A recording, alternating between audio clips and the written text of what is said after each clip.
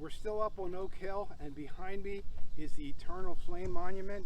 This was dedicated at the 75th anniversary of the battle in 1938, and it was dedicated by President Franklin Delano Roosevelt.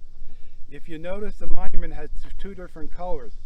The bottom is a dark gray, the top is a tan limestone. The limestone came from Alabama, the gray came from Maine. So this signifies that it comes from two states, but it's one monument. President Roosevelt said here during the dedication, he said, the men came here under two flags. We're here today dedicating this monument that all these men are now under one flag. And this monument represents that. I know there's a lot of controversy today about Confederate monuments on battlefields, and one of the reasons we have a lot of Confederate monuments on this field is because our government realized that what they did here, what was memorialized here, what they were able to fight through here was extremely important. And even though they were Confederates, their monuments were to be put up here and placed here in memory of what they did.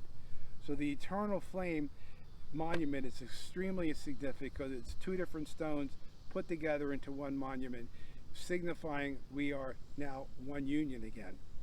And President Roosevelt's statement about we are now here under one flag is extremely crucial for that.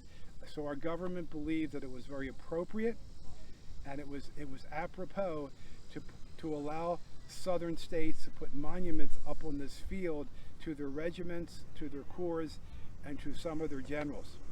It's probably hard to see during the daylight, but this is the Eternal Flame Monument.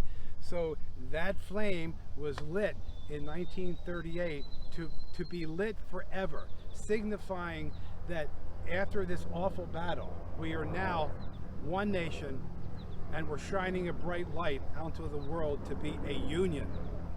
During the early 1970s, during our first energy crisis, President Nixon put this flame out because it used 4 barrels of oil a year, and he had a battery operated light put in that thing, which no one could see.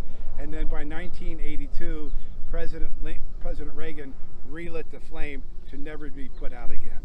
So again, this is the largest of the height of Oak Hill, the Eternal Flame Monument, because this is actually the largest part of the battlefield except for Culp's Hill. So when at night you can see this flame, particularly in the winter when there's no trees, no leaves, you can see this flame from all over, signifying that one nation, one union, eternal light is being spread to the world, that with firmness that God gave us the right to be a union.